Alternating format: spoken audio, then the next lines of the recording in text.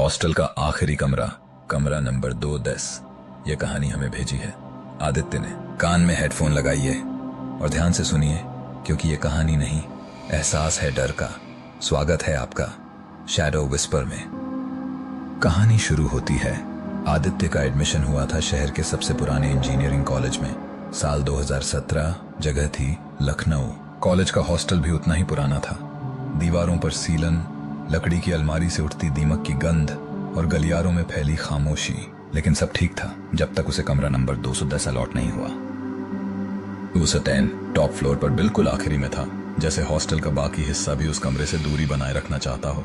दरवाजा हमेशा थोड़ा सा अटका रहता था, जैसे किसी ने जानबूझकर उसमें कोई चीज फंसा दी हो।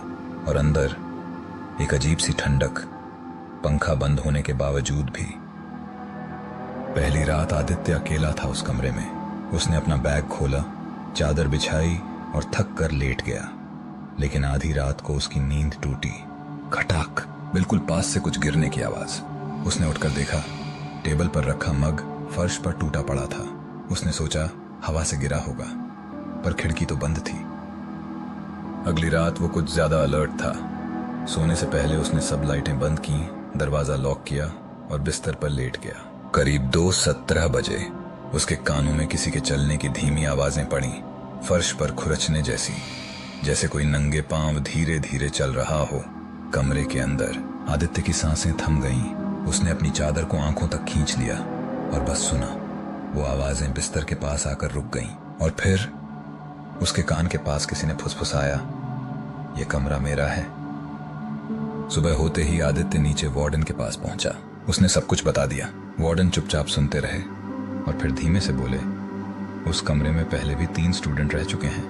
पहला लड़का 2nd ईयर में था, उसने खुद को फांसी लगा ली। दूसरा पागल हो गया और तीसरा अब भी मिसिंग है।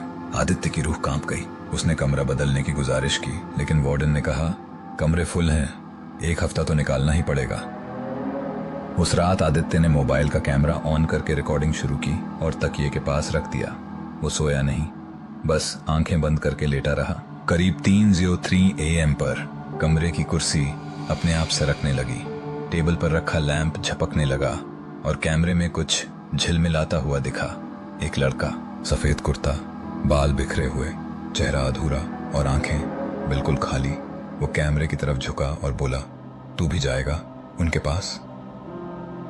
अगली सुबह जब आदित्य उठा तो उसे याद नहीं था कि कब नींद आई, लेकिन जैसे ही उसने फोन उठाया, वीडियो अपने आप डिलीट हो चुका था और स्क्रीन पर एक मैसेज चमक रहा था, फिर रिकॉर्ड करोगे?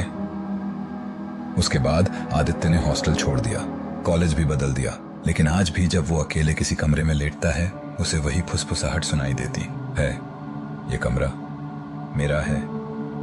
कहानी खत्म नहीं हुई, क्योंकि कमरा नंबर 210 आज भी खुला है और कोई ना कोई फिर से उसमें शिफ्ट होता है। शैडो विस्पर में आपका डर जारी रहेगा।